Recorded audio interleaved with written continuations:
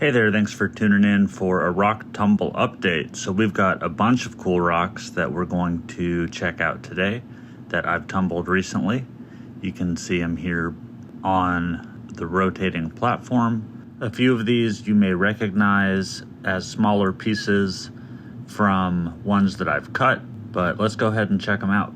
Starting with the blue ones first, and you can see that there's still some brown, yellow, desert patina there, both where it's come into the interior, which you can see is kind of a small vein on the top of that flat rock, and then on the back side of this curved piece that we're looking at here. But really, really pretty. The blue gradient is really nice, going to almost white on the lighter side. And then here you can see where the exterior was of both of these pieces. That's the brown. And very cool. These were smaller pieces off of a larger one that I cut before. Okay, let's check out this rock. So this one you can see really pretty. We have a nice pink color, which is the backdrop for most of the rock, and that kind of goes between light pink to red, which is the color of the veins primarily, and they are really running all over the rock in kind of a chaotic pattern. Really pretty. Okay, let's check out this rock. So this one took a really nice polish, as you can see, and it's primarily a pink color. We have a little bit of variation in the pink, and then that has bands of white going on. They aren't super uniform, a little chaotic. On the bottom here you can see there's some iron staining, most likely with the yellow. I found a bit of this material, so I'm glad that it polishes up so well. Okay, let's check out these rocks. This is a banded agate that split into multiple pieces when I tried to cut it. Unsure of what to do with these halves, or I guess quarters, I decided to tumble them. It turned out pretty well. They took a good polish. The banding and color is pretty nice. Let's do a little zoom in here and you can see the banding a little bit better on these pieces. Really pretty. Okay, let's check out this rock. So this one has some really cool pattern going on, as you can see. We've got a lot of yellow or gold, and that is surrounded by red, and then there's another layer of yellow on some of it, and then more red. Just very cool banding. Another part of the rock here is white with red dots on it. Very interesting. Okay, this is a cool one. So we've got a variety of patterns and colors going on, from brown with pink there that we were just looking at, to red and yellow. It's a bit of a chaotic Wonderstone pattern and coloration. This took a nice polish, and the rainbow colors mixed in with the brown actually look really nice on this rock.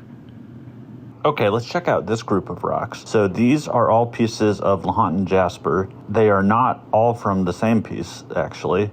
The big one in the middle has some really cool veins. It had a lot of cracking going on, which is what happened when I cut it. There's also a bit of breccia down there at the bottom that you can see.